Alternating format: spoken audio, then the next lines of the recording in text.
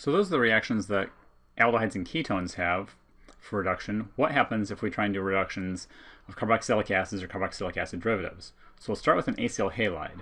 So we'll start with acetyl chloride. We'll react this with lithium aluminum hydride followed by water. When we see lithium aluminum hydride again, we should think of it really as H-. It's an H- donor. So the H- comes in and adds to the carbonyl, just like in the last mechanism.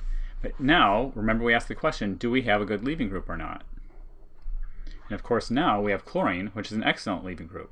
When it leaves as chloride, which is the conjugate base of a very strong acid, HCl, pK around -7. So instead of a nucleophilic addition, the electron pair comes back in, the chlorine leaves, and we get a nucleophilic acyl substitution. Now we have an aldehyde. However, the last reaction we just learned is that if you have an aldehyde and you react it with lithium aluminum hydride, again, it's an H- donor, the hydride will add to the carbonyl, pushing the electron pair out. Now, however, I do not have a good leaving group. So the only thing that can happen to our alkoxide is that it gets reprotonated with water. Okay, so the problem is that lithium aluminum hydride is too reactive.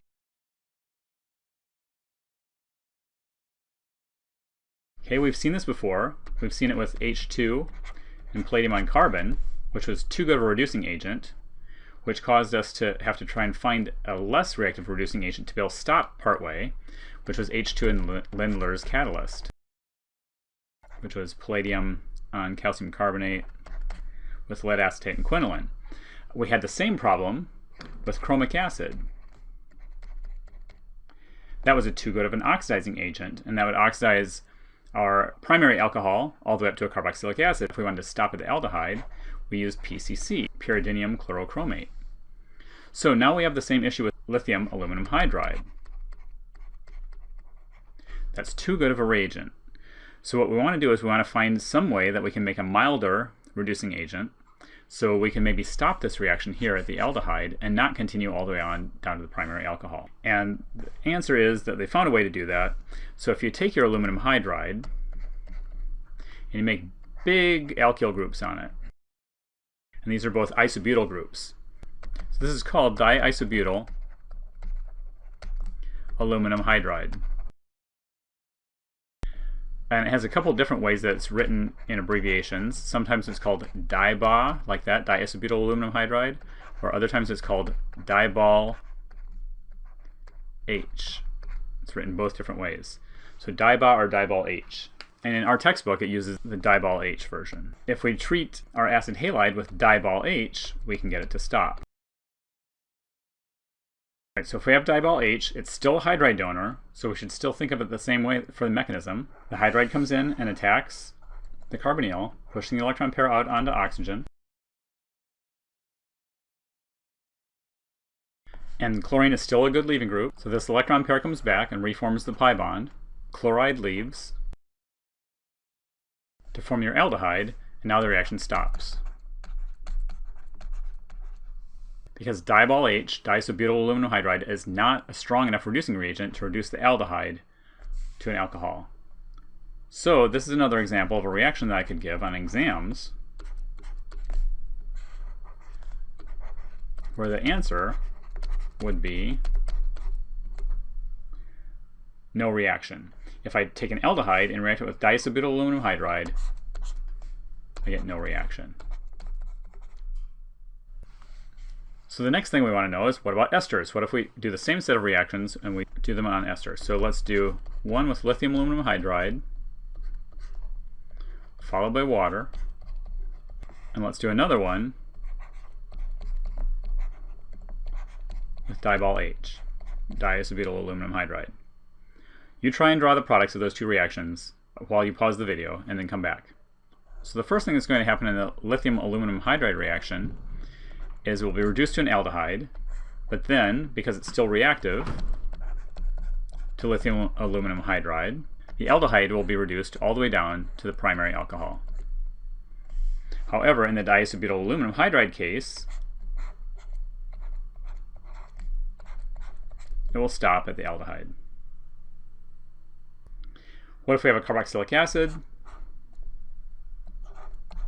It does the same thing. If we have enough lithium aluminum hydride, we can reduce it all the way down to the primary alcohol.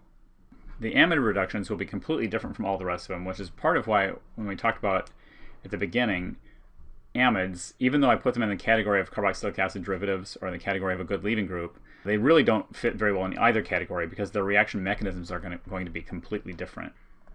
So if we want to see the reason why the mechanism is so different with amides, an important piece of it is that there's a resonance structure that you can draw of an amide that has a positive charge on the nitrogen and a negative charge on the oxygen.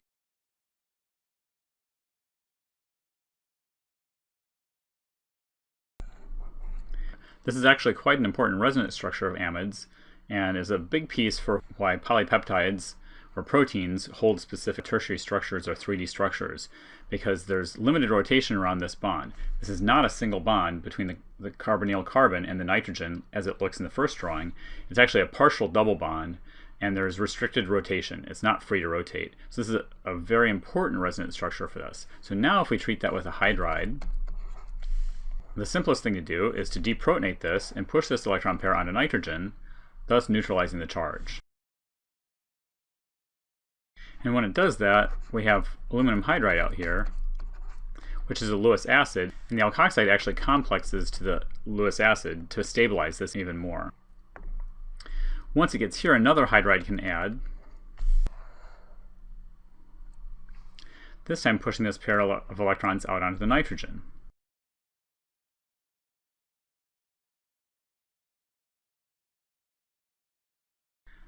Then once it does that, one of these electron pairs from the nitrogen and the negative charge can push back towards the carbon with the oxygen on it, and now the oxygen can actually leave with the aluminum.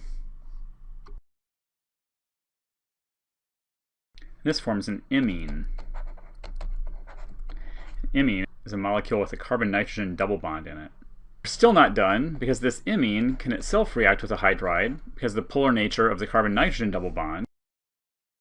So the hydride attacks the imine carbon, pushing the electron pair out onto nitrogen.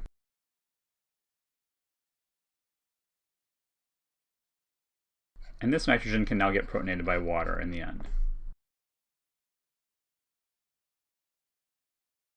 So our final product here will be an amine of reduction.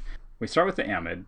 It reacts with the hydride, but it deprotonates the amide amine group, forming a complex with the oxygen and aluminum, which again can have hydride add to it, pushing the electron pair onto nitrogen. That can then push the electron pair back, pushing off our oxygen, and now we've completely lost our oxygen from the molecule to form the imine, which can further be reduced by another lithium aluminum hydride to finally form the amine after protonation with water.